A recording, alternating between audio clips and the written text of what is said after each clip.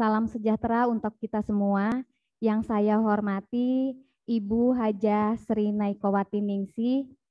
Yang saya hormati Ibu Haryati SPD selaku Kepala Sekolah. Yang saya hormati Ibu Dina selaku Markom TK, SD, SMP, SMA Al Syukro Universal. Dan yang saya hormati ayah bunda yang sudah berkenan hadir dalam kegiatan parenting kita pada pagi hari ini.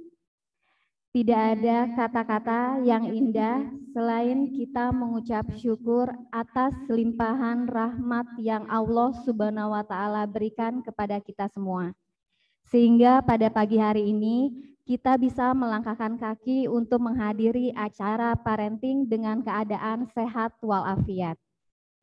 Tak lupa rangkaian salawat dan salam selalu kita curahkan kepada Nabi besar Muhammad Shallallahu Alaihi Wasallam yang telah mencurahkan seluruh kasih sayangnya dalam menyampaikan, membimbing, dan mengajarkan syariat Islam kepada seluruh umatnya, dan hingga kini kita semua bisa terus mengamalkannya. Ayah bunda dan para hadirin yang saya hormati, pada kesempatan ini saya mewakili panitia untuk memandu acara hingga selesai dengan parenting tumbuh kembang anak, stunting pada anak di usia dini. Di sini untuk ada rangkaian susunan acara sebagai berikut. Ada pembukaan, dilanjutkan dengan pembacaan tilawah Al-Quran oleh Miss Desti, sambutan dari Kepala Sekolah Miss Ati, dan langsung ada pemaparan materi oleh Hajah Sri Naikowati Ningsih, dan ada sesi diskusi, ada simbolis, tanda terima kasih, dan terakhir ada penutup. Di sini kita langsung ke pembukaan dengan mengucapkan basmalah. Bismillahirrohmanirrohim. Dan dilanjutkan dengan tilawah dibacakan langsung oleh Miss Desti. Silakan Miss Desti.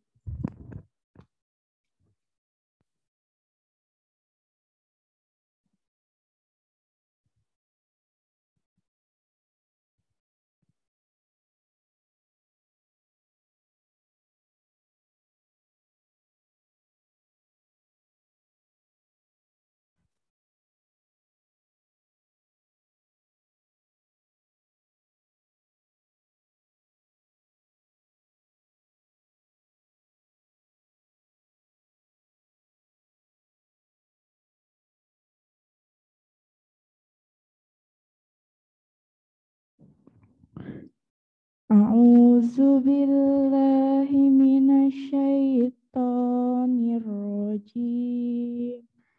Bismillahirrahmanirrahim. Wadduha wal laili idza saja.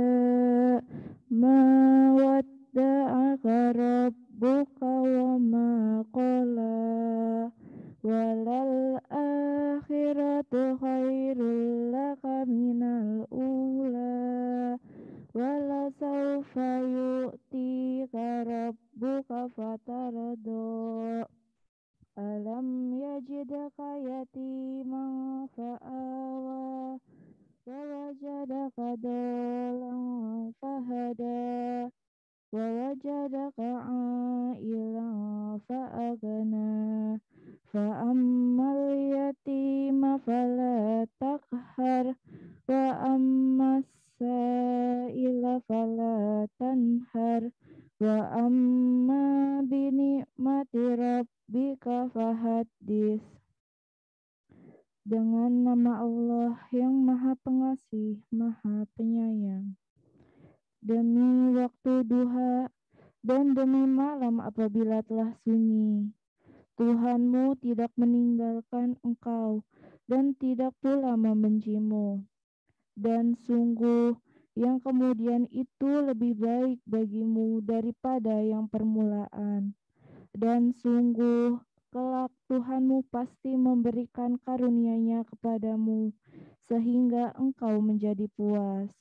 Bukankah Dia mendapatimu sebagai seorang yatim lalu Dia melindungimu, dan Dia mendapatimu sebagai seorang yang bingung, lalu Dia memberikan petunjuk, dan Dia mendapatimu sebagai seorang yang kekurangan, lalu Dia memberikan kecukupan. Maka terhadap anak yatim janganlah engkau berlaku sewenang-wenang, dan terhadap orang yang meminta-minta janganlah engkau menghardiknya, dan terhadap nikmat Tuhanmu hendaklah engkau menyatakan. Assalamualaikum warahmatullahi wabarakatuh.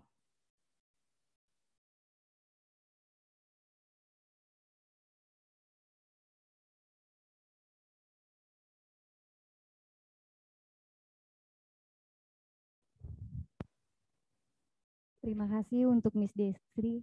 Selanjutnya ada sambutan dari Kepala Sekolah. Dipersilakan untuk Miss Ati.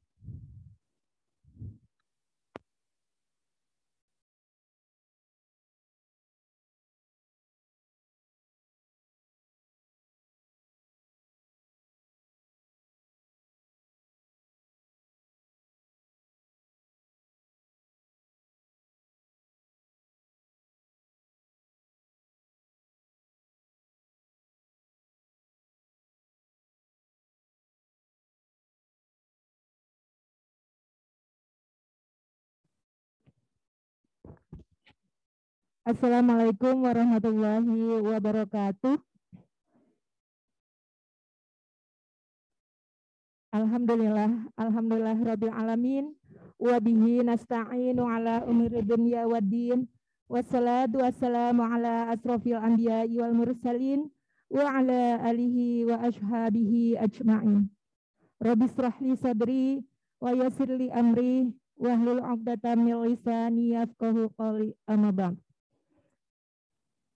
Alhamdulillah telah hadir di tengah-tengah kita semuanya Ibu Hajah Srinai Kowati Ningsih, SST MKes. Terima kasih Ibu atas kehadirannya. Nanti kita banyak kolabul ilmi ke Ibu supaya lebih pintar lagi kita dalam mengasuh, mendidik putra-putri kita semuanya. Alhamdulillah telah hadir juga. Terima kasih Miss Dina sudah membersamai kami. Terima kasih ibu-ibu semuanya, bunda-bunda yang sudah hadir. Alhamdulillah bisa melangkahkan kaki mewakili dari para orang tua KBTK Islam Al-Syukur Universal bisa hadir secara offline. Dan terima kasih juga untuk bunda-bunda semuanya yang sudah hadir secara online. Salawat serta salam kita haturkan ke baginda Nabi besar Nabi Muhammad SAW, karena beliaulah uswatun hasanah bagi kita semuanya. Puji syukur, alhamdulillah kita semuanya Allah berikan sehat, bisa datang ke aula SMP Islam Al-Syukur Universal, dan bunda-bunda yang lain juga bisa thalabul ilmi secara online. Memang mohon maaf Ibu Dokter, karena kondisi masih pandemi, untuk parenting kali ini kita lakukan dengan offline dan online. Nah, tetapi insya Allah tidak mengurangi semangat kita semuanya, semangat bunda-bunda semuanya untuk bersama-sama thalabul ilmi. Terima kasih sekali lagi Ibu Dokter, dan terima kasih sekali lagi untuk bunda-bunda semuanya. Mari kita sama-sama nanti menyimak dan bisa saling diskusi. Ini aji mumpung ada pakar kita, ada Ibu Dokter, kita nanti gunakan kesempatan ini untuk bersama-sama diskusi untuk menambah perbendaharaan ilmu kita tentang tumbuh kembang putra-putri kita. Karena memang kalau untuk TK atau anak usia dini itu tidak hanya kognitifnya saja. Ketika ayah bunda mengamanahkan di KBTK Islam Al-Syukur Universal, tetapi memang holistik ya untuk anak usia dini itu tumbuh kembangnya. Itu juga kita harus benar-benar memperhatikan bagaimana tumbuh kembang putra-putri kita. Jangan sampai di usia yang memang usia PAUD ini ada sesuatu yang mungkin ayah dan bunda agak terabaikan karena mungkin faktor tidak tahu. Nah, hari ini kesempatan kita untuk belajar bersama-sama, ikhtiar kita untuk lebih baik lagi memberikan sesuatu, memberikan ke putra-putri kita yang memang sesuai ilmunya. Kita terapkan di rumah untuk pengasuhan putra-putri kita. Mudah-mudahan nanti kita harapannya putra-putri kita semuanya bisa tumbuh kembang sesuai dengan usianya dengan maksimal. Nah, mungkin itu saja yang bisa saya sampaikan. Mari kita sama-sama nanti belajar bersama ke Ibu Dokter. Terima kasih. Wassalamualaikum warahmatullahi wabarakatuh.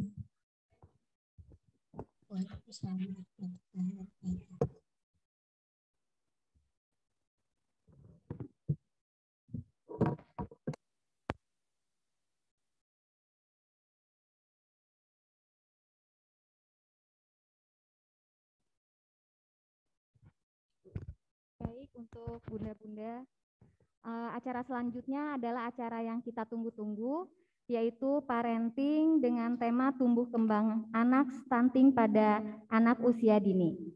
Silakan Ibu Hajah Srinai Kotiningsih untuk paparannya.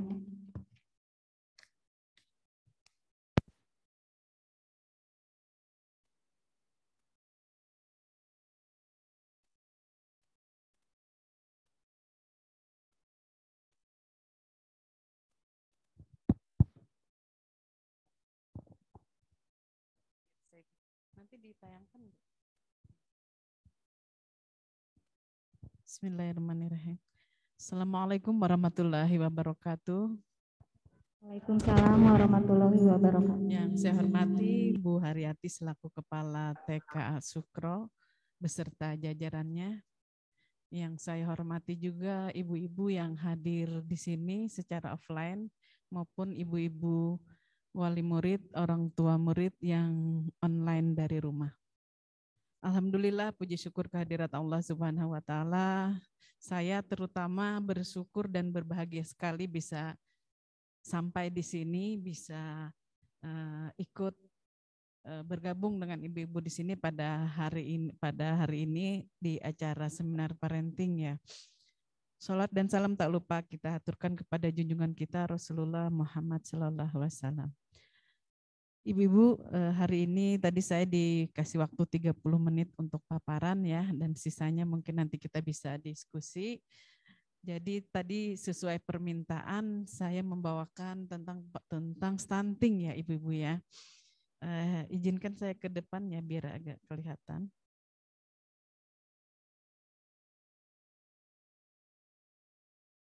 Perkenalkan dulu sebelumnya, nama saya. Kalau panggilan biasanya ada yang panggil Bu Ningsih, ada yang panggil Bu Naiko ya. Saya Kepala Puskesmas Ciputat dan senang sekali tadi bisa ngelihat lingkungan ini begitu sehat begitu. Jadi bersyukurlah ibu-ibu yang bisa menyekolahkan anaknya di sini. Sukro juga sering lomba-lomba ya Bu ya. Kalau saya lihat itu macam-macam lombanya, termasuk lomba dari Dinas Kesehatan juga sering menang kalau saya lihat. Makanya saya bisa datang ke sini, bisa lihat langsung. Biasanya hanya anak-anak yang membina UKS dan lain sebagainya.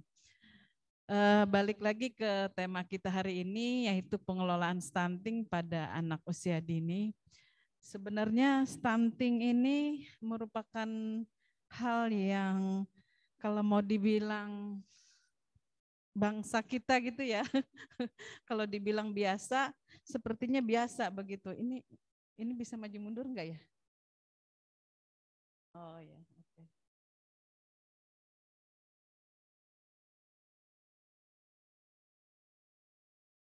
Ya. Ini baliknya enggak bisa ya? Langsung. Oh ya.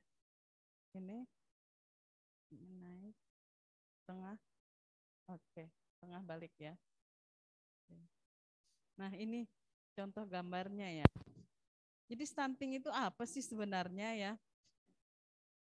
Beda dengan kerdil dengan anggapan kita sehari-hari. Kalau kerdil, cebol, secara genetik itu bukan ya. Jadi stunting ini seperti tadi saya bilang, kayaknya kita nganggap biasa begitu stunting, saking banyaknya. Karena statistik di negara kita juga di tahun 2018 itu 8 dari 10 anak. Artinya banyak ya. Saya ingat-ingat waktu saya masih SD dulu ya, memang teman-teman itu kebanyakan pendek begitu. Bahkan saya juga di kelas udah dianggap udah paling tinggi itu ya. Artinya stunting itu sepertinya hal yang biasa. Dan secara kasat mata juga tidak kelihatan gitu. Hanya dia kelihatan lebih pendek saja.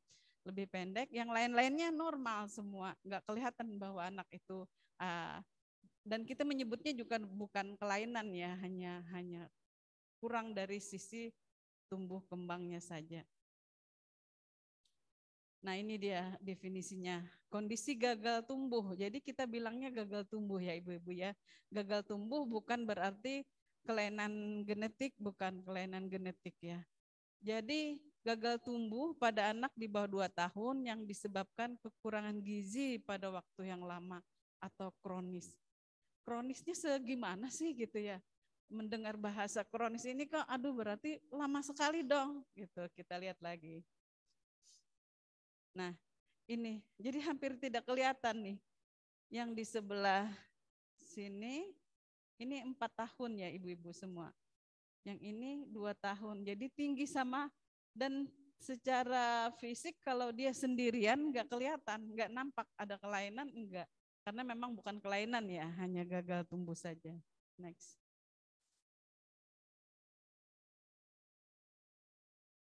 Tanda-tanda lain dari stunting ini sebetulnya banyak sekali ya, selain dari tinggi badan. Memang untuk patokan utamanya itu adalah tinggi badan. Ada bisa tanda pubertas agak terlambat. Tanda pubertas terlambat itu misalnya anak-anak perempuan yang biasanya sudah haid di umur 11-12 tahun, dia telat haidnya, itu bisa menjadi salah satu tanda ya. Performa buruk juga biasanya gurunya yang suka menemukan nih, kok dia agak terlambat begitu, agak kurang fokus anaknya kalau bahasa kita ya. Next. Kalau ini ada di lembaran buku pink, kalau saya bilang buku KIA. Jadi kalau ibu punya anak bayi balita, biasanya kalau ke posyandu atau ke tenaga kesehatan, ke dokter, ke bidan, itu ada buku KIA. Lembaran ini salah satunya ya. Jadi lembaran ini untuk memantau apakah anak kita tergolong kurang atau kelebihan gitu. Jadi dari sini nih. Nah ini contohnya anak perempuan usia 3 tahun 5 bulan dengan tinggi badan 89 cm. Ini termasuk apa gitu ya? Ini termasuk stunting karena dia berada di garis -2 ini. Jadi anak-anak kita harus di atas sini kurvanya. Ya Bapak Ibu. Nah ini tadi yang saya ceritakan, faktanya seperti apa di kita di Indonesia itu data tahun 2018 3 ya, 3 dari 10 balita. Artinya kalau ada anak kita, anak sekolah berjejer 10 orang, 3-nya stunting gitu. Secara statistik seperti itu. Saking biasanya ini banyak, terlalu banyak ya, 30% itu banyak angkanya gitu. Saking kita sudah terbiasa. Bahaya stunting itu apa? Jadi dampaknya anak biasanya mudah sakit, kemampuan kognitifnya berkurang, saat tua berisiko terkena penyakit yang berhubungan dengan pola makan, biasanya hipertensi, diabetes, ini untuk jangka panjangnya ya. Sama seperti dengan anak-anak prematur, itu juga berdasarkan survei, masa tuanya akan lebih rentan terhadap penyakit-penyakit yang berhubungan dengan pola makan. Fungsi tubuh tidak seimbang, kalau mengakibatkan kerugian ekonomi mungkin tidak terlalu ya, artinya kalau dari segi kesempatan mencari kerja mungkin kalau anak yang pendek ada beberapa lapangan pekerjaan yang tidak menerima mungkin ya, maksudnya seperti itu. Apa sih penyebabnya ya? Jadi kita nanti akan saya bahas penyebab stunting itu lebih ke 1000 hari pertama kehidupan. Apa itu 1000 hari pertama kehidupan? Ini penyebab stunting Bu. Jadi tidak tidak mendadak. Benar-benar yang tadi di awal benar-benar kronis, artinya jauh sebelumnya. 1000 hari pertama kehidupan itu dihitung mulai dari pembuahan ya Bu ya, mulai dari hamil sampai dengan nanti umur anak 2 tahun gitu. Jadi benar sekali ya, agama kita udah menyampaikan bahwa menyusui sampai 2 tahun. Ini ternyata ada hubungannya di sini ternyata. Nah, periode 1000 hari ini dapat diartikan sebagai 270 hari selama kehamilan dan 730 hari pada kehidupan pertama. Jadi mulai dari hamil sampai dengan sekitar umur 2 tahun. Next. Mengapa 1000 HPK itu penting? Jadi kekurangan gizi pada periode ini tidak dapat diperbaiki, ibu-ibu. Tidak dapat diperbaiki pada masa kehidupan selanjutnya. Stunting tadi, ya beda dengan gizi buruk. Gizi buruk bayi misalnya umur 9 bulan itu kita masih bisa perbaiki.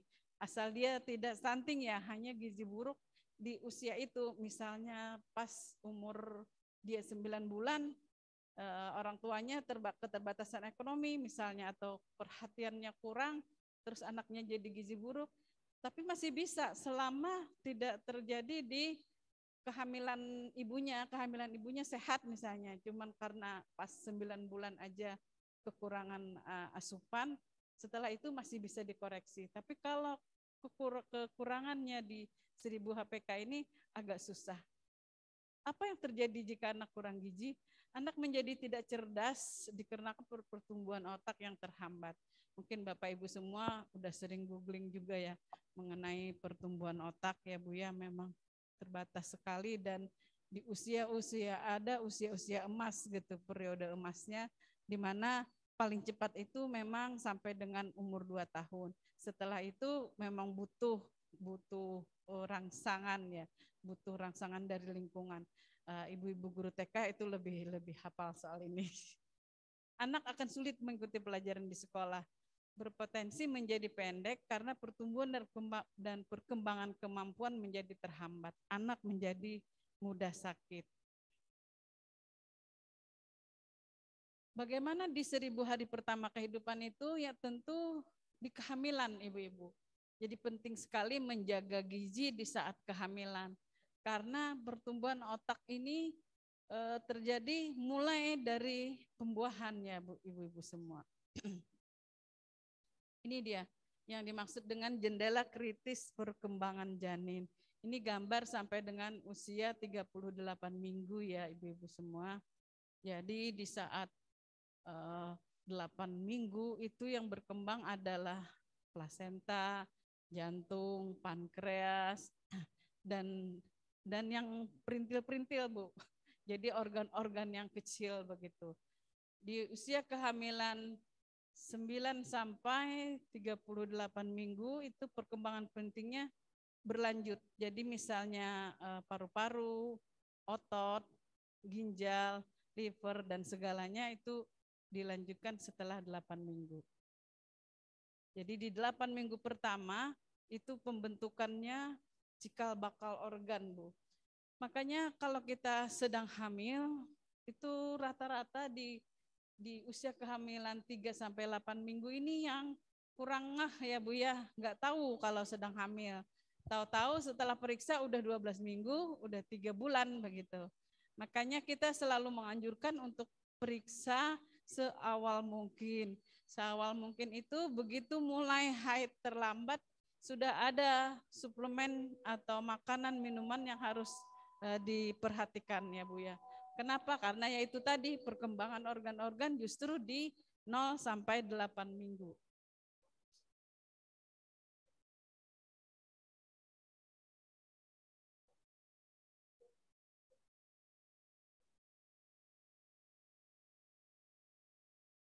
Bagus ya ada pengumuman.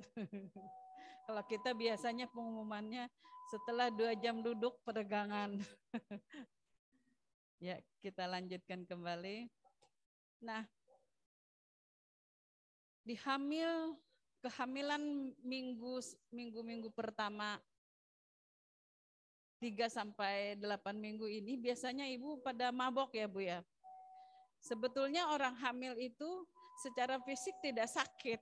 Jadi harusnya kita benar-benar meyakini bahwa hamil itu hal yang membahagiakan gitu. Bukan bayangan sakit. Karena kebanyakan mual, pusing, dan lain sebagainya. Nah ini semata lebih ke psikis ibu-ibu semua. Jadi lebih banyak faktor psikisnya ya, walaupun secara hormon memang ada perubahan orang hamil itu tidak seperti sebelumnya. Tetapi kalau yang disimpan di memori bahwa orang hamil itu sehat, insya Allah kita juga bisa jadi sehat gitu.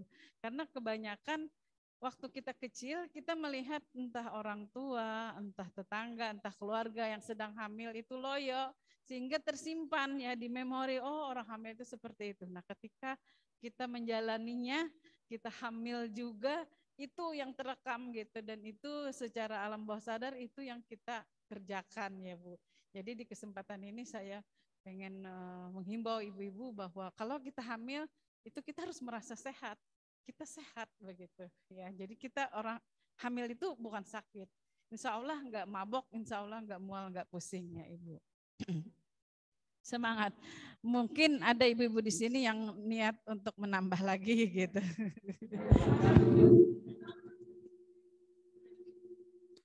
Harus niat sehatnya dulu ya Bu ya. Ini yang tadi saya ceritakan.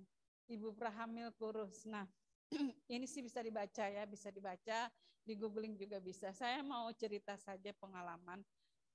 Dulu, kalau zaman dulu orang hamil itu dibilangnya begini, makan harus 2 kali katanya. Itu di zaman saya, mungkin di zaman ibu-ibu udah beda zaman lagi ya. Seharusnya kan nggak seperti itu. Akhirnya orang hamil makan sebanyak mungkin jadinya. Makan, gemuk, lebar, setelah hamil ketinggalan di badan 10 kilo. Begitu. Ini contoh, saya mencontohkan diri saya juga ya. Ketika anak 3, ketinggalan 3 kali 10, ya 30 kilo ketinggalan di badan. Gitu. Ini memang harus diubah. Udah nggak zaman gitu. Itu zaman dulu, zaman saya. Zaman ibu-ibu sekarang, orang hamil itu tidak harus makan 2 kali. Kenapa? Karena sekarang gizi itu tidak lagi ujung-ujungnya, kalau dulu apa sih 4 sehat 5 sempurna gitu ya. Kalau sekarang kan gizi seimbang. Jadi ibu hamil makan secukupnya sesuai kebutuhan, tidak perlu banyak karbonya, tidak perlu banyak lemaknya. Yang penting zat membangunnya, protein, vitamin dan lainnya dipastikan itu cukup. Dan tidak perlu juga makan untuk 2 kali. Jadi kalau saya makan biasa 1 piring jadi 2 piring gitu. Enggak seperti itu juga. Dan sekarang juga udah zaman USG ya Bu ya. Untuk mengukur berat badan bayi setiap periksa udah gampang. Kalau dulu patokannya emang ibunya. Nih ibunya nggak datang ke posyandu, kurus gemuk, kurus diomelin. Kok kurus, kok nggak naik-naik gitu ya. Padahal belum tentu. Bisa saja janinnya berkembang, tetapi ibunya memang lemaknya nggak nambah. Sebetulnya kalau untuk sekarang itu justru bagus selama bayinya perkembangannya beratnya bisa dipantau ya. Kalau sekarang kan gampang memantau bayi ya Bu ya. Umur 3 bulan, umur 6 bulan tinggal di USG udah kelihatan beratnya gitu. Jadi nggak perlu juga ibunya ikut-ikutan membesar ya. Nanti akan jadi PR. Kalau udah melahirkan PR lagi, udah ngurusinnya udah susah ya Bu ya. Bagaimana supaya kita bisa melewati periode 1000 hari pertama kehidupan ini dengan baik? Jadi periodenya itu memang banyak ya Bu ya, rentetannya seperti di layar ini, mulai dari ibu hamil harus seperti apa, ibu menyusui harus seperti apa, bayi 6 bulan, bayi atau anak umur 6 sampai 24 bulan seperti apa. Ini Bu, dimulai sebenarnya mulai dari remaja putri, makanya kita punya program di Puskesmas itu untuk mendatangi sekolah-sekolah remaja putri mulai dari SMP, SMA, itu kita datang. Yang sudah mulai haid. Jadi kita kasih obat zat besi Bu. Mungkin kalau ada adik-adik ibu di sini atau nanti anaknya ya ketika sekolah SMP dikasih zat besi untuk apa sih gitu. Kita kasih zat besi selama dia haid. Jadi selama seminggu dia haid itu dia harus minum obat tambah darah. Nah itu untuk memperbaiki 1000 HPK ini Bu. Jadi karena dimulai dari situ, dimulai dari remaja putri, calon pengantin, dan ibu prahamil. Jadi memang benar-benar harus di awal ya. Awal jauh sebelum 1000 HPK ini. Ini tertulis bahwa asupan adekuat yang bergizi seimbang. Seperti yang saya ceritakan tadi, bukan lagi makan 2 kali, bukan lagi 4 sehat 5 sempurna, tetapi gizi seimbang.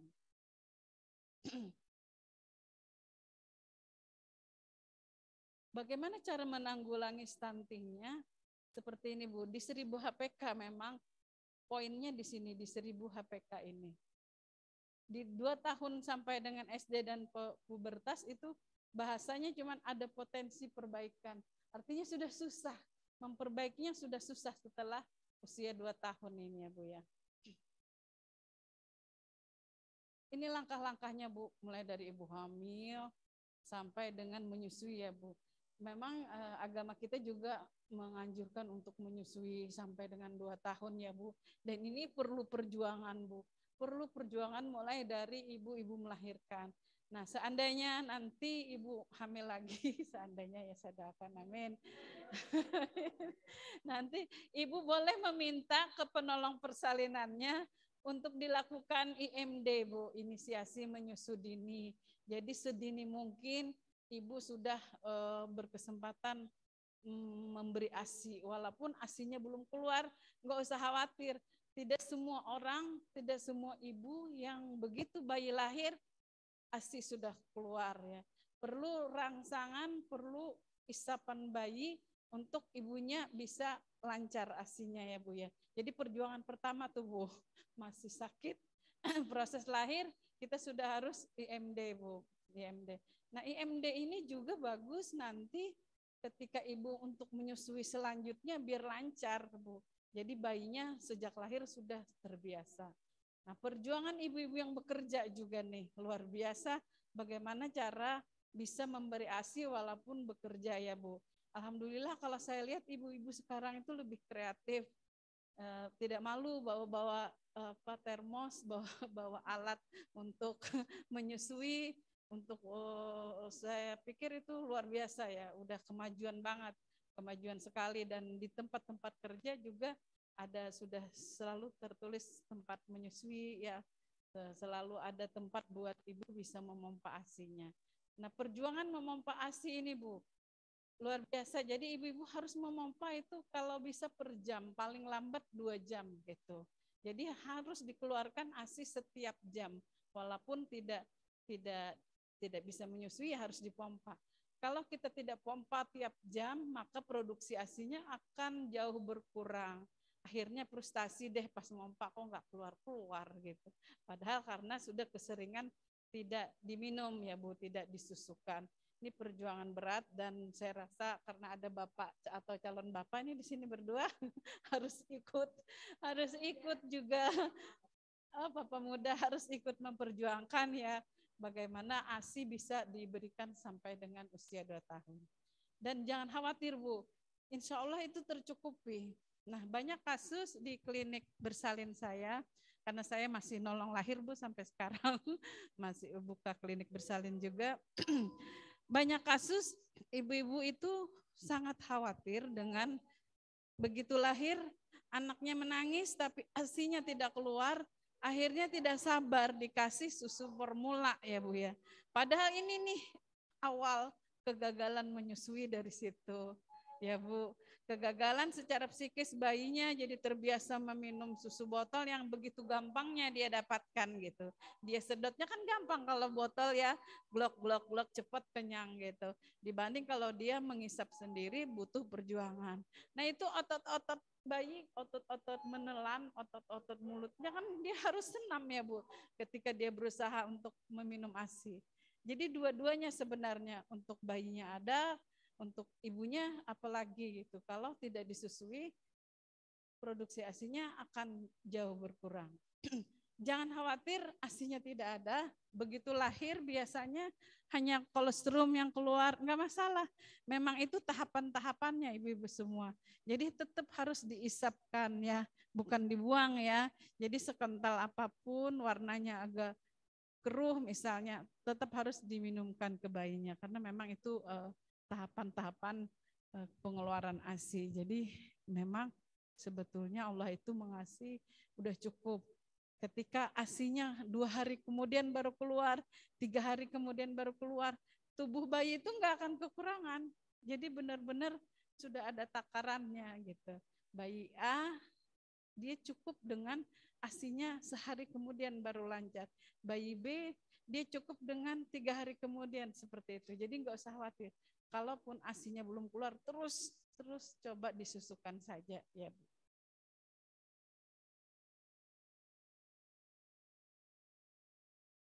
Ini kalau saya ceritain semua nggak habis 3 jam ya, jadi saya lewatin saja yang saya rasa ada hubungannya dengan ibu-ibu hari ini.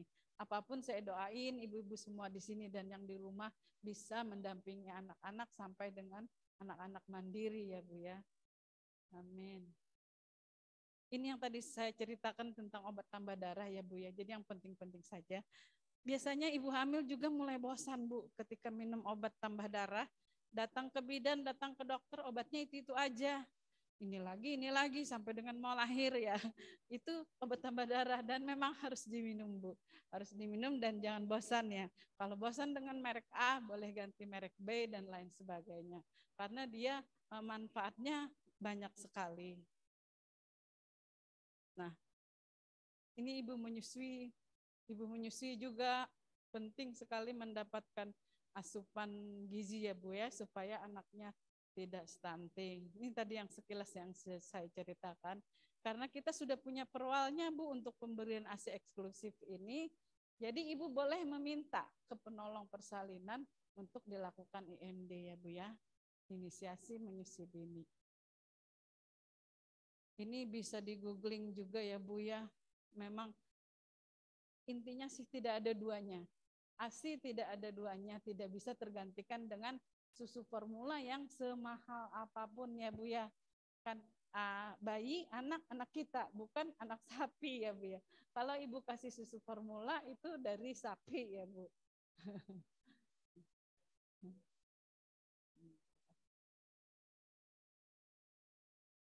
Ini Bu, ini cegah stunting.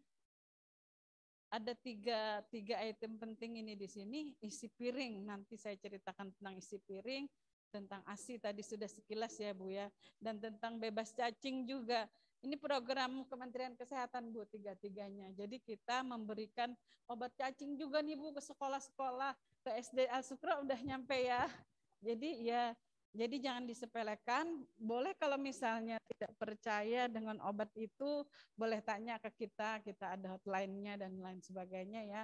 Jadi kalau bisa sih diminum ya Bu ya. Ini Bu, untuk pemberian makanannya ASI eksklusif udah pada tahu semua ya Bu ya, 0 sampai 6 bulan.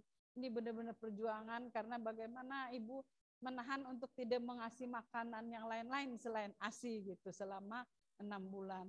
MPASI juga bisa di googling, ibu-ibu sekarang tuh saya lihat lebih kreatif untuk cara membuat makanan padatnya ya.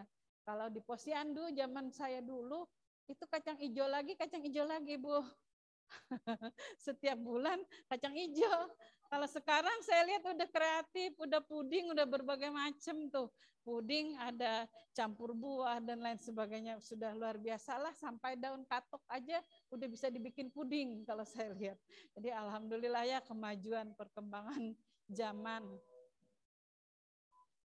Tentang kapsul vitamin A juga masih program kami Bu, 2 kali dalam setahun ya Bu ya.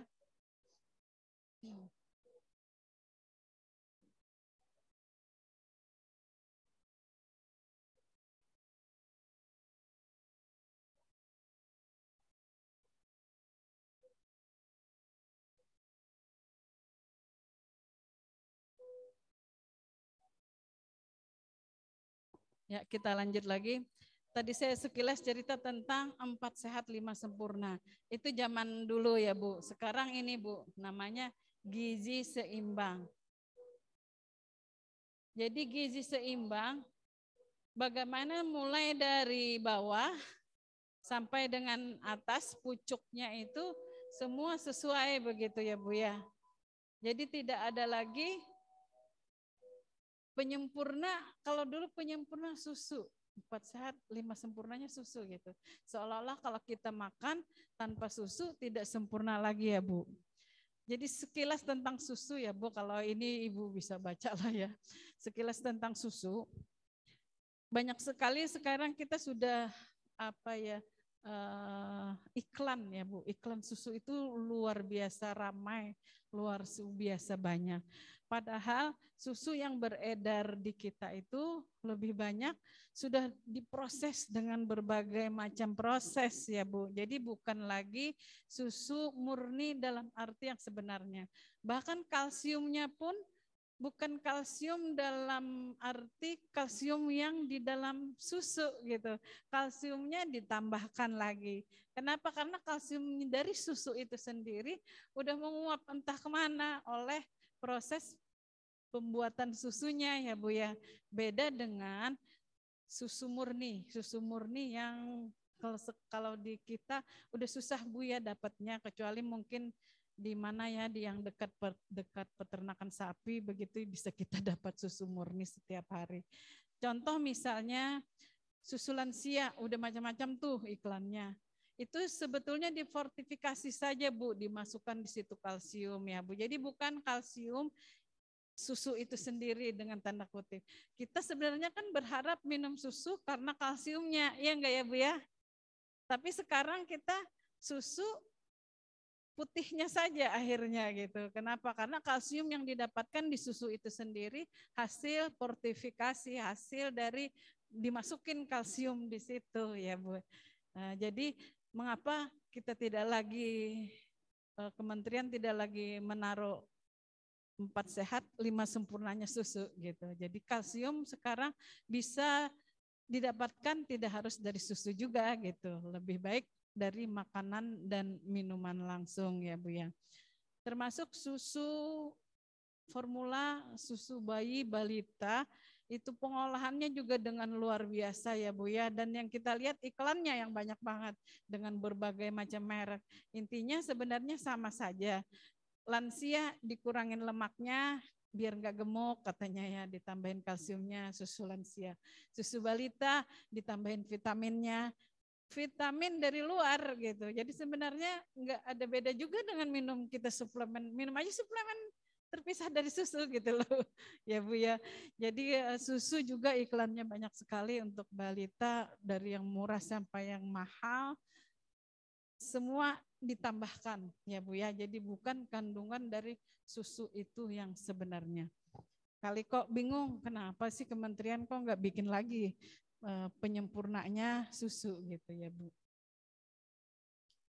Jadi prinsip yang sekarang itu bergizi seimbang, bagaimana supaya tubuh bisa optimal dengan asupan makan dan minum secukupnya sesuai kebutuhan ya Bu.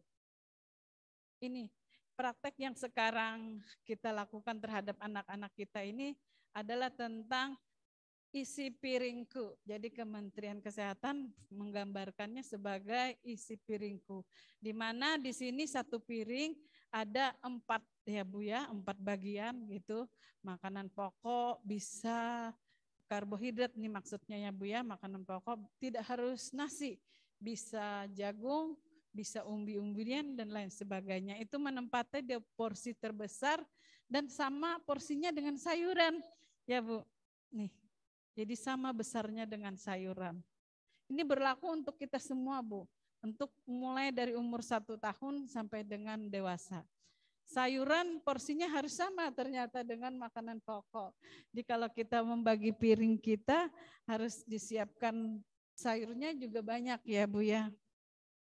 Ini lauk pauk itu menempati sama dengan buah-buahan ya. Artinya buah dan sayur itu setengah dari piring Bu. Dulu ada istilah cuci mulut katanya ya. Kalau makan kita cuci mulutnya apa? Pisang. Begitu ya Bu. Kalau sekarang sih lebih bagus ya makan dulu pisangnya. Pisangnya dimakan dulu baru makan pokok, makanan pokok ya Bu. Nih bahkan buah dan sayur setengah dari piring yang ada. Patokannya ini saja sih sebenarnya ya Bu ya, ditambah dengan air putih, gula, garam, minyak itu dibatasi. Secukupnya saja.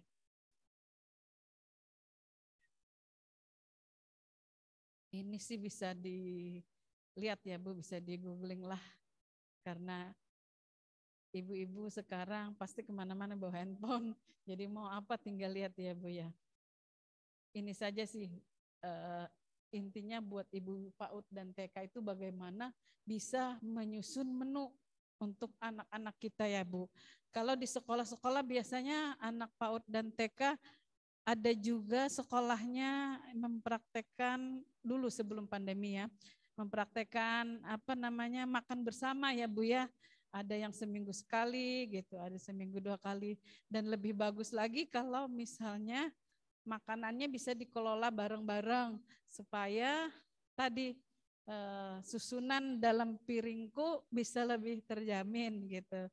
Dan anak-anak TK biasanya kalau makan, kalau di TK Sukro dulu sebelum pandemi bawa bekal masing-masing ya Bu ya.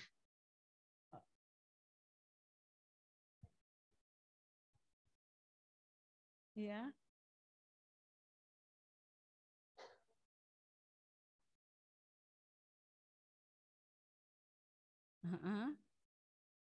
Nah, iya betul. Nah, betul. Iya betul. Susah. Iya. Iya betul. Nah anak-anak itu hobinya memang meniru dan bareng-bareng pengen makannya. Dia meniru ibunya yang lagi diet. Ibunya ngasih makan, dia makan sendiri ya. Ibunya lagi diet, jadinya dia juga ikutan malas makan. Kalau di sekolah bareng-bareng ya Bu ya makannya jadi enak. Bisa meniru temennya gitu. Temennya mau makan kok dia harus juga mau makan. Nah ini sih ibu guru yang lebih paham tentang psikis anak ya Bu. Ya mudah-mudahan dengan pandemi ini di rumah ibu-ibu bisa jauh lebih kreatif karena lebih banyak waktu ya Bu buat lihat-lihat YouTube dan lain sebagainya untuk bagaimana menyediakan menu makanan anak. Dan butuh trik memang anak-anak PAUD dan TK ini kalau dibilang sulit ya tidak juga ya, tetapi kitanya yang harus bisa menyediakan waktu lebih, menyediakan pikiran yang lebih gitu, menyediakan jiwa raga lah yang lebih untuk anak-anak kita karena memang tidak bisa hanya disambi saja ya Bu ya. Kalau kita menyuruh pembantu di rumah mungkin bisa saja tapi tetap harus dikontrol dari segi menunya, pemilihan bahan dan lain sebagainya ya Bu ya. Ini butuh energi lebih memang. Ini contoh-contoh gambarnya saja Bu, bagaimana kita bisa memperbaiki gizi anak kita. Kalau di ini ada gambar bubur dengan sayur-sayuran mirip dengan bubur Manado ya Bu ya. Ya sebetulnya anak kita kalau kita suka bisa dibiasakan begitu.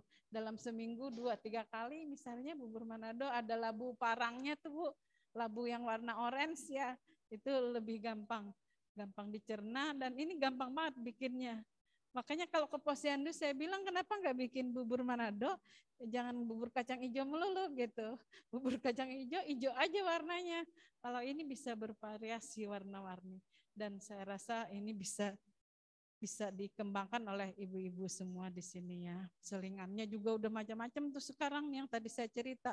Ini baru contoh doang. Puding udah macam-macam warna-warni hijau kuning ya Bu ya. Kalau untuk anak SD, apalagi SD yang jajanannya bebas di luar sekolah, itu tantangan juga tuh Bu Guru. Bagaimana bisa mengawasi dan nggak bisa terawasi juga kalau anak-anaknya sekolahnya di luar ya. Di luar dia jajanan luar biasa. Kita nih sebagai ibu-ibu di rumah jadi bersaing dengan segala macam snack-snack ya, bahkan snack-snack aneka rupa itu lewat di iklan TV ya enggak? Di iklan TV itu lewat segala macam, padahal kalau kita lihat belum tentu itu yang dibutuhkan oleh anak-anak kita.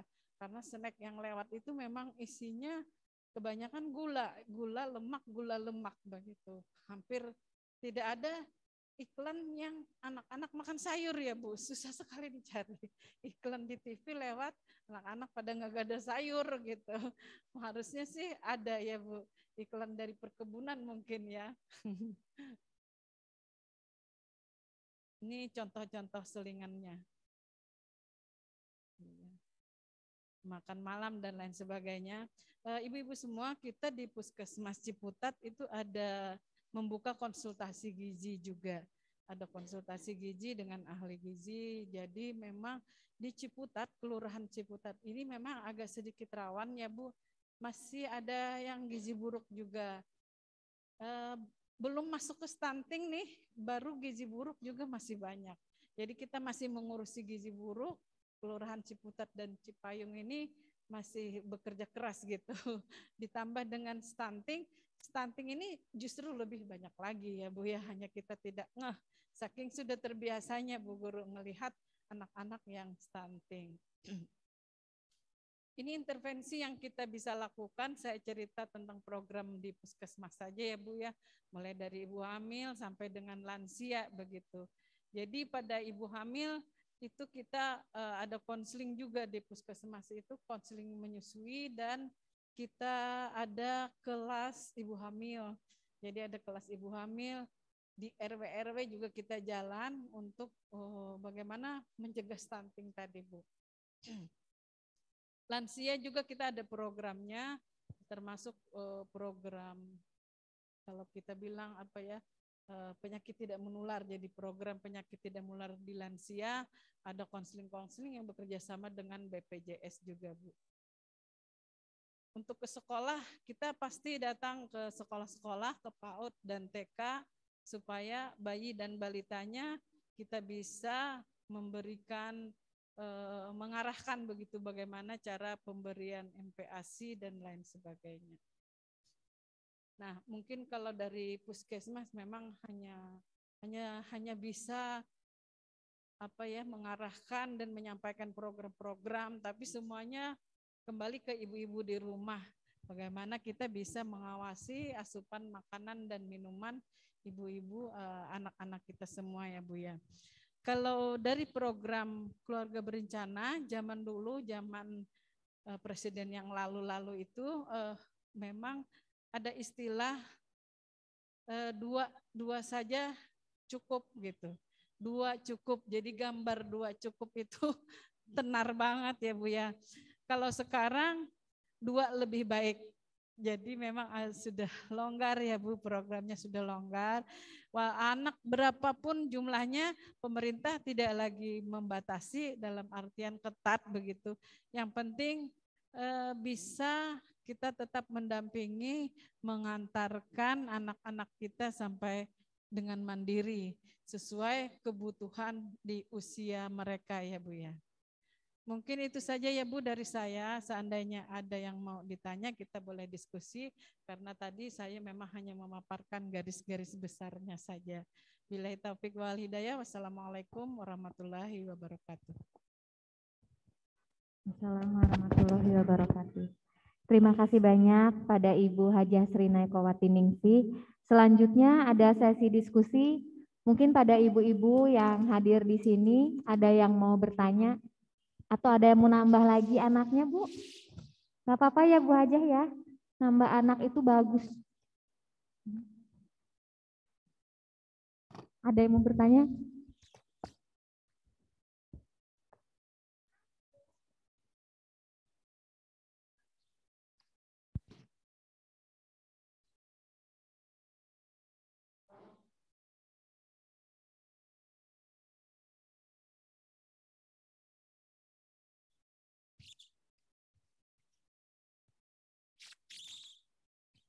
Sebelum pertanyaan, saya mau cerita aja ya sedikit. Anak itu lahir, yang menolong lahirnya kebetulan ditinggal gitu sama orang tuanya, ya ditinggal sama orang tuanya sampai sekarang udah SMP dan itu stunting. Jadi saya shock sekali. Kenapa shock banget? Karena saya tidak bisa koreksi ternyata pertumbuhannya ya Bu ya. Nah itulah bukti bahwa stunting itu memang terjadi di 1000 hari pertama kehidupan. Walaupun kita sudah kasih susu formula yang bagus, tetap saja tidak bisa mengkoreksi ternyata. Silakan Bu, kalau ada yang mau bertanya.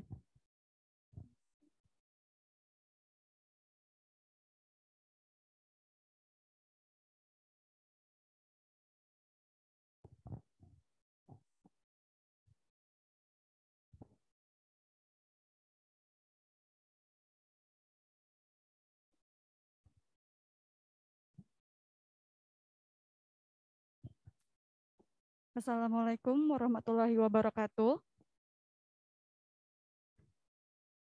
Ya, jadi saat ini saya mau bertanya, Bu, pada saat kehamilan itu kan diketahui ada kelainan pada bayi. Waktu itu misalnya kita USG nih, terus pada saat umur bayi di dalam ini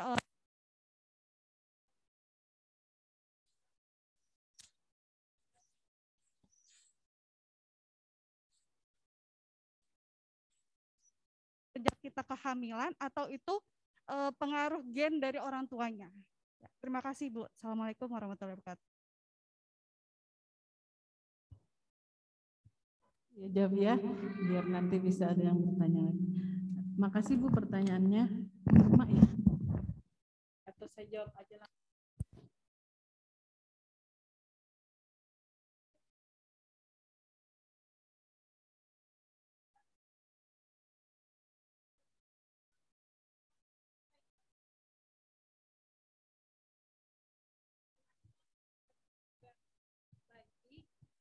Alat-alat vital seperti jantung, paru, dan lain sebagainya itu di 3 bulan ke bawah, Bu.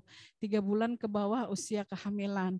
Nah, ada infeksi yang menyebabkan pertumbuhan alat-alat vital, organ vital, jantung, dan lain sebagainya itu terhambat. Jadi bisa kerusakannya di situ, Bu. Nah, kalau untuk secara genetik, lebih kecil sih, lebih kecil ya, lebih artinya orang tuanya kelainan jantung, anaknya juga kelainan jantung, enggak seperti itu, tapi lebih pada kelainan yang terjadi di saat kehamilan kurang dari 3 bulan ya. Jadi tadi saya sudah sampaikan juga bahwa penting sekali menjaga kesehatan kita di usia kehamilan mulai dari 0 sampai 3 bulan ya Bu ya. 3 bulan ke atas juga tetap harus dijaga ya Bu, karena 3 bulan ke atas itu perkembangan pengoptimalan alat-alat vitalnya Bu. Ya.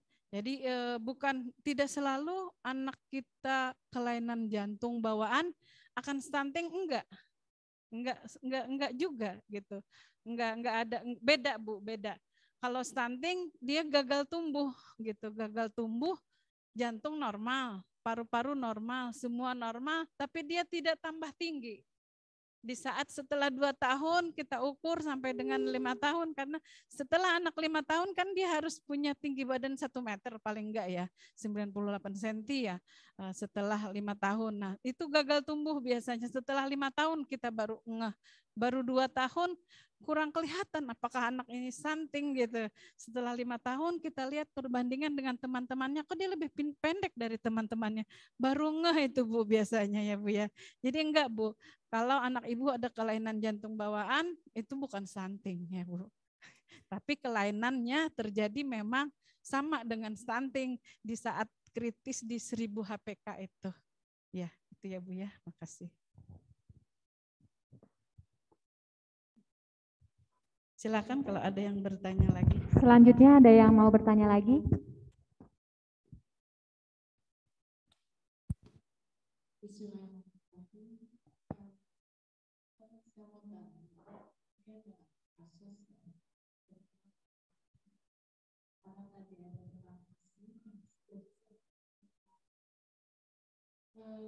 Ponakan ini sedang menyusui, tapi sempat terhenti 1 bulan, nggak menyusui.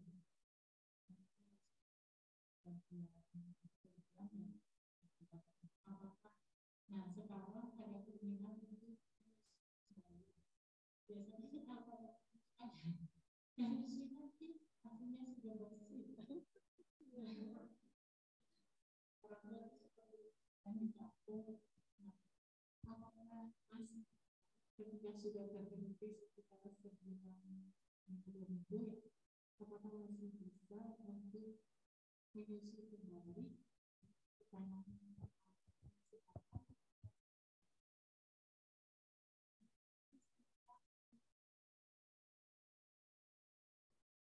Iya, betul. Ya, betul. Yang kedua,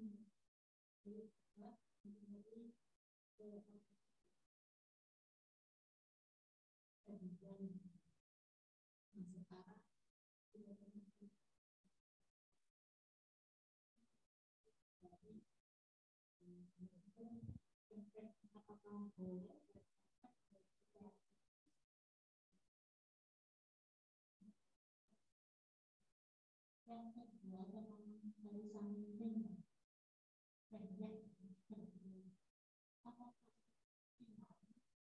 samping ini karena biasanya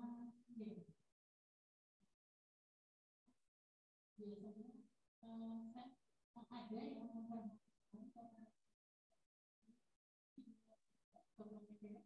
memperhatikan mungkin apakah kurangnya keseimbangan itu. Terima kasih. Makasih pertanyaannya. Saya langsung jawab saja ya. Bagus sekali. Jadi kebetulan saya juga konselor ASI ya. Jadi kalau khusus ASI boleh konseling ke saya. Mudah-mudahan tadi kasus yang Ibu ceritakan bukan karena rebutan dengan ayahnya ya, jadi berhenti menyusui.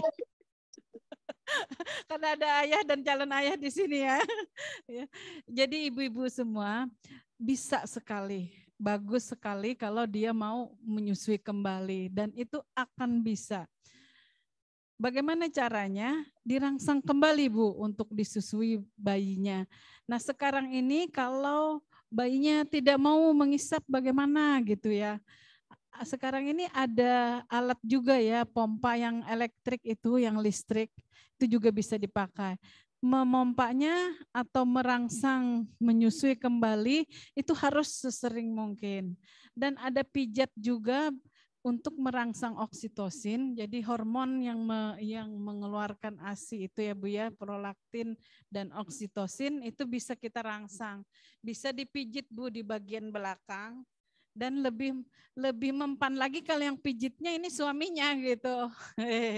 Iya betul, iya betul karena biasanya kita ibu-ibu juga kalau suami memperhatikan itu akan keluar hormon oksitosinnya gitu Pak. Jadi memang bantu pijat di belakang, bantu pijat untuk merangsang ASI ya.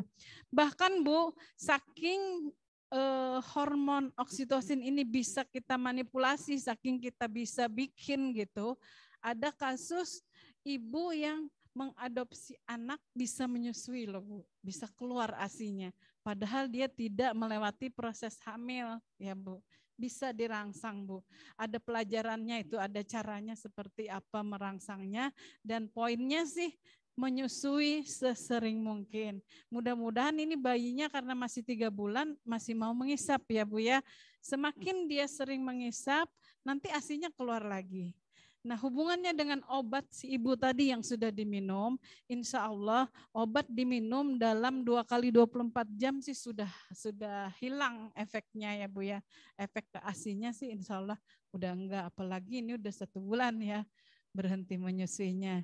Harapan untuk bisa menyusui kembali masih tinggi Bu, masih bisa begitu. Ya.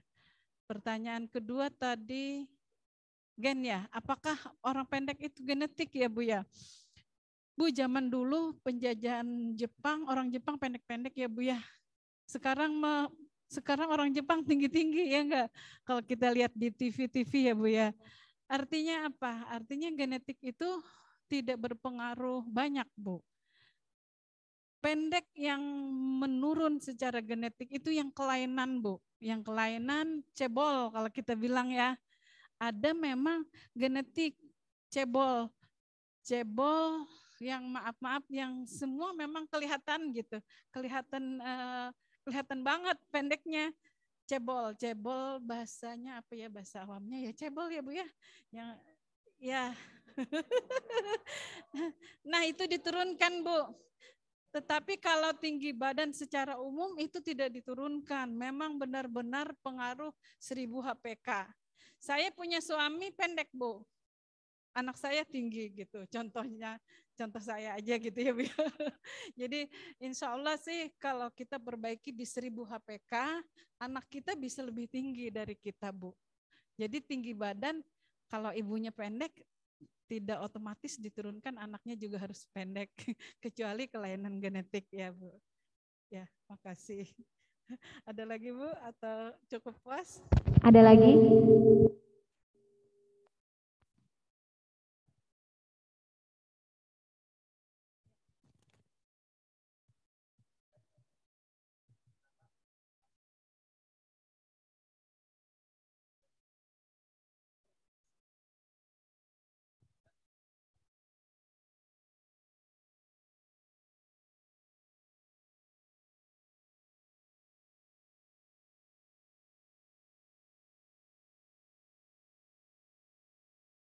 Makasih pertanyaan Bunda lagi online ya. Ya. Jadi cerita tentang hiperemesis gravidarum atau mual muntah berlebihan di saat hamil ini memang butuh penanganan khusus dalam artian tidak bisa sendiri saja.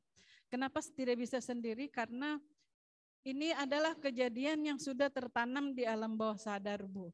Di alam bawah sadar bahwa hamil itu mual, hamil itu muntah. Karena saking kita waktu kecil ngelihat, oh lagi hamil ya. Orang mual, oh lagi hamil ya gitu ya. Oh lemas, oh lagi hamil, oh pantas dia lagi hamil, dia mual muntah itu. Dan penanganannya yang pertama memang harus benar-benar kitanya sendiri meyakini bahwa hamil itu bukan sakit. Hamil itu membahagiakan. Hamil itu memang saya inginkan. Hamil itu anugerah gitu ya. Itu dulu yang benar-benar harus ditanamkan. Dan mengangkat alam bawah sadar ini memang perlu psikolog gitu ya yang paham bagaimana sih cara mengubur alam bawah sadar kita ini biar itu tidak balik ke kita gitu. Dan memang itu agak berat. Nah, bagaimana caranya? Yaitu diri kita sendiri yang harus bisa menghipnosis diri kita sendiri, meyakini bahwa hamil itu tidak harus muntah, tidak harus mual, tidak harus pusing. Hamil itu membahagiakan. Survei menunjukkan bahwa ibu yang menerima kehamilannya, menerima ya Bu ya, menerima kehamilannya itu lebih sehat dia, lebih jarang mengalami hiperemesis. Jadi psikis Bu yang harus kita benerin gitu, dalam artian sumber segala kecemasan tentang hamil itu sendiri harus dibongkar dulu sebelum kita hamil ya. Apa sih kecemasan saya, mungkin bisa bikin listnya. Apa kecemasan saya kalau saya hamil gitu? Apakah nanti saya takut begini, takut begitu, cemas tentang anak saya nanti begini begitu, itu dibongkar dulu tuh. Gitu. Jadi secara psikis mental kita harus siap dulu. Ketika kita siap hamil, insya Allah tidak terjadi hiperemesis. Karena kebanyakan yang saya tanganin juga yang hiperemesis setelah kita gali, oh dia cemas tentang 1, 2, 3, 4 banyak hal begitu. Nah untuk pengobatannya sendiri hiperemesis tidak bisa diobatin. Jadi tidak ada obat yang cespreng kayak kalau kita mual karena penyakit ya Bu ya. Misalnya kita kena penyakit apa, terus mual, terus pusing, dikasih obat, sembuh. Biasanya yang menyembuhkan hiperemesis itu ketika ibunya sudah mulai dirawat, dipasang infus, dikasih obat. Padahal obatnya enggak dikasih obat apa-apa Bu. Obat mual ibu hamil itu cuma vitamin. Infus juga masuk cuma vitamin yang kita kasih. Tapi ibunya udah merasa segar karena ibunya sudah merasa diperhatikan gitu. Jadi artinya perlu perhatian lingkungan ya Bu ya. Saat hamil memang butuh, balik lagi nih ke si bapak. Bapak yang ada di sini perhatikan istrinya saat hamil gitu ya Bu ya. Jadi memang agak susah, tapi kalau kita memang pengen hamil, kita harus menyiapkan mental kita dulu. Mental kita dulu, segala hal yang bikin kita cemas dihilangkan dulu gitu ya Bu ya.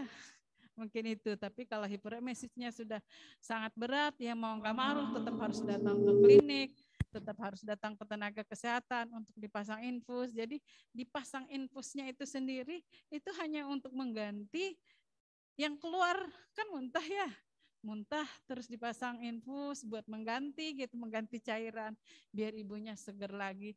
Tapi nanti muntah lagi gitu. Banyak kasus yang saya tanganin, begitu sampai di klinik kita pasang infus 2-3 hari seger. Pulang 24 jam mual lagi, balik lagi pasang infus lagi begitu. Jadi memang agak susah kalau kita mau bilang bagaimana cara menyembuhkannya. Ya memang tidak bisa sembuh kecuali diri kita sendiri tadi ya. Diri kita sendiri yang harus meyakini bahwa saya sedang hamil, saya harus minum, harus ada makanan yang masuk, begitu harus kita bisa menghipnosis diri kita, mengafirmasi ya bahasanya, mengafirmasi diri kita sendiri, bagaimana bayi saya bisa tetap bisa makan, dia cukup kebutuhannya, saya harus minum, harus makan, harus minum, harus makan begitu. Nah, begitu paling pikiran kita yang bisa kita afirmasi. Atau kita lihat hal yang menyenangkan saja Bu. Misalnya begini, Ibu sudah menyiapkan pengen hamil. Ibu lihat foto-foto bayi yang cantik-cantik, ibu hamil yang sehat-sehat gitu. Jadi ketika ada mulai gangguan di pikiran, wah nanti saya muntah lagi nih, saya mual lagi nih. Balik lagi, lihat lagi foto bayi yang cantik, afirmasi diri sendiri.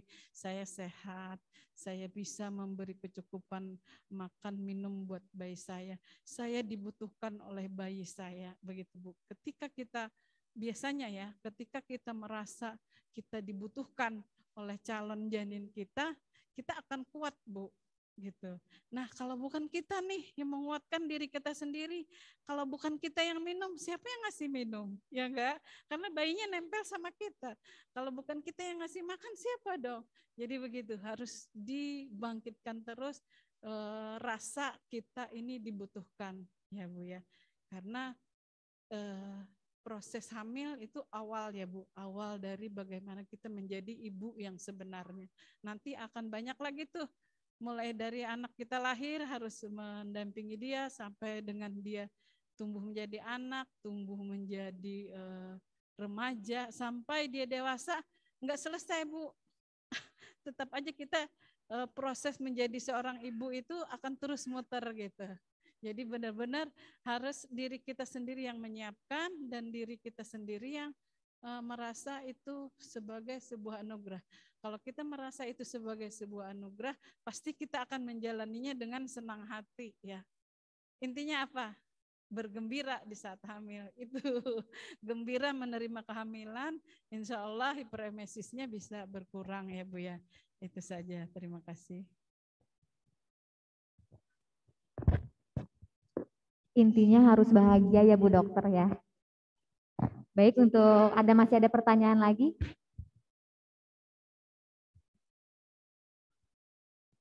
Ada misalnya, atau saya aja yang bertanya Bu Dokter. Bu Dokter, kalau misalnya kehamilan itu terpengaruh nggak sama usia? Contoh usia aku udah mau 37 ibu-ibu. Kalau misalnya katanya kalau mau 40 usia rawan buat kehamilan, itu berpengaruh nggak sih Dok nantinya? Karena jujur mental itu sangat dibutuhkan juga. Di satu sisi misalnya bapaknya pengen punya anak lagi, tapi di satu sisi akunya yang, ya ampun aku udah 37. Nantinya masa umur 43 tahun aku masih nongkrong di TK gitu ya Bu. Jadi kayak setengah-setengah tapi ya pengen lagi, cuma itu berpengaruh nggak untuk mental nanti kalau pas saat kehamilannya? Makasih Bu Dokter. Makasih. Pertanyaannya bagus.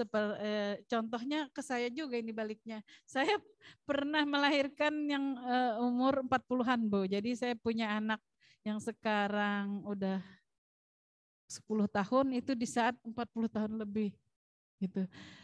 Secara teori memang kita dianjurkan untuk hamil di bawah usia 35 tahun. Karena secara teori juga alat-alat reproduksi kita itu bagus di saat itu gitu. Setelah 35 tahun secara teori alat-alat sudah mulai kendor dengan tanda kutip ya. Ya seperti mesin Bu, ada masanya begitu. Tetapi karena sekarang udah maju sekali ya, zaman udah maju, dunia kedokteran juga udah lebih maju. Dulu memang kalau hamil di usia tua khawatir saat ngeden nggak kuat gitu. Saat ngeden nggak kuat, itu sih yang paling dikhawatirkan karena udah ngos-ngosan ya. Tetapi sekarang kan udah bisa diantisipasi dengan cara olah napas. Senam hamil udah banyak caranya. Bagaimana mengolah napas nanti supaya saat hamil nggak ngos-ngosan ngedennya gitu ya. Terus mau periksa juga sekarang udah gampang. Objin udah di mana-mana, bidan banyak bertebaran, puskesmas setiap kelurahan ada. Asal dipantau kehamilannya tidak apa-apa. Nah yang apa-apanya ini apa? Apa-apanya ini psikis lagi, balik lagi, kembali lagi ke orangnya. Apakah memang benar menginginkan hamil di usia 35 ke atas gitu. Kalau memang niat banget gitu ya, saya udah niat banget dah pokoknya. Pertama, jadi bukan alasan untuk membahagiakan lingkungan Bu. Yang terutama tuh harus diri kita sendiri yang kita tanya. Saya siap enggak? Tadi Ibu sendiri bilang, siap enggak saya nongkrong di TK nih di usia 42 misalnya. Gitu ya. Jadi lebih kembali ke kita untuk kesiapan mental itu yang paling utama. Karena banyak kasus yang saya tangani happy-happy aja ibunya melahirkan di atas 40 karena memang dia menginginkannya. Bukan terpaksa ya Bu ya. Kalau terpaksa itu beda lagi. Terpaksa walaupun hamilnya masih di bawah 35, tetap aja tuh banyak sekali keluhan. Proses lahir juga seperti itu Bu. Hubungannya dengan kesiapan kita. Ketika kita siap hamil, pengen melahirkan secara normal, diniatkan sekali, diupayakan, diikhtiarkan, bisa lahir normal Bu. Jadi semua benar-benar pikiran kita gitu, pikiran kita, niat kita, sisanya ya kita minta sama Allah kekuatan ya Bu ya. Itu sih Bu. Jadi secara medis memang kita tidak menganjurkan, tapi dalam keadaan tertentu balik lagi kuncinya apa tadi? Niat. Ya, kalau memang kita udah niat, semua akan menjadi siap. Kalau kita udah siap, apalagi gitu. Orang hamil kita yang ngerasain ya, melahirkan nanti kita juga merasakan. Mengasuh anak juga kita yang merasakan gitu Bu. Jadi tidak apa-apa, silakan saja. Terima kasih. Terima kasih Bu Dokter, tapi tetap harus dipikirkan dulu ya Bu. Karena mental yang penting ya Bu Dokter ya. Di mana ibu bahagia, keluarga bahagia ya Bu Dokter ya. Kalau udah ada penyakit misalnya penyakit yang tidak. Iya. Saya tambahkan beda kalau ada penyakit ya Bu, penyakit yang tidak memungkinkan untuk hamil lagi.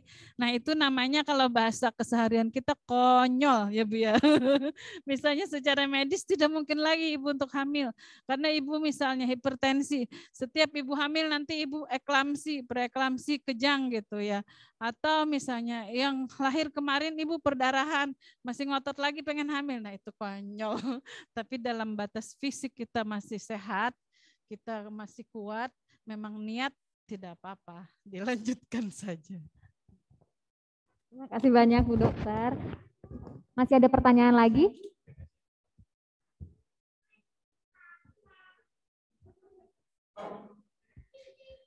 Untuk ibu-ibu yang di rumah, mungkin bunda-bunda yang di rumah masih ada pertanyaan?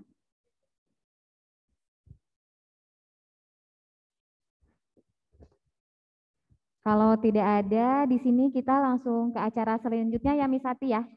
Acara selanjutnya ini ada simbolis tanda terima kasih kita kepada Ibu Dokter Dari sekolah untuk perwakilannya kami persembahkan untuk kepala sekolah kita, Miss Ati.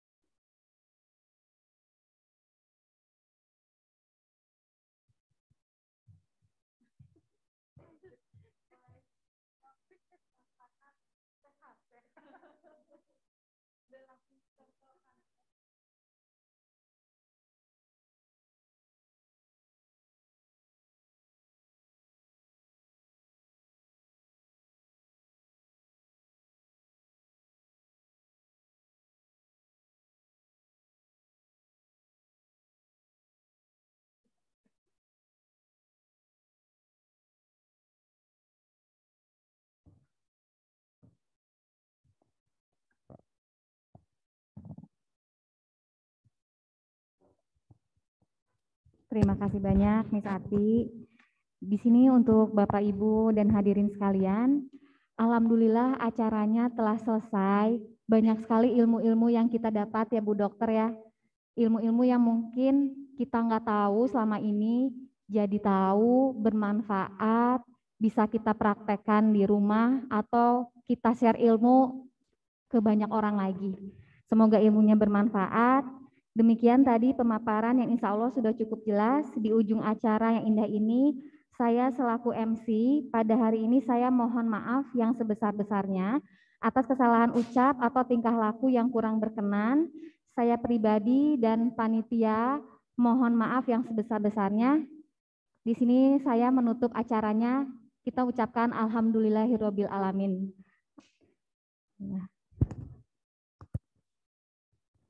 Baik, di sini terima kasih untuk Ibu Dokter, Ibu Hajah Srinakowati.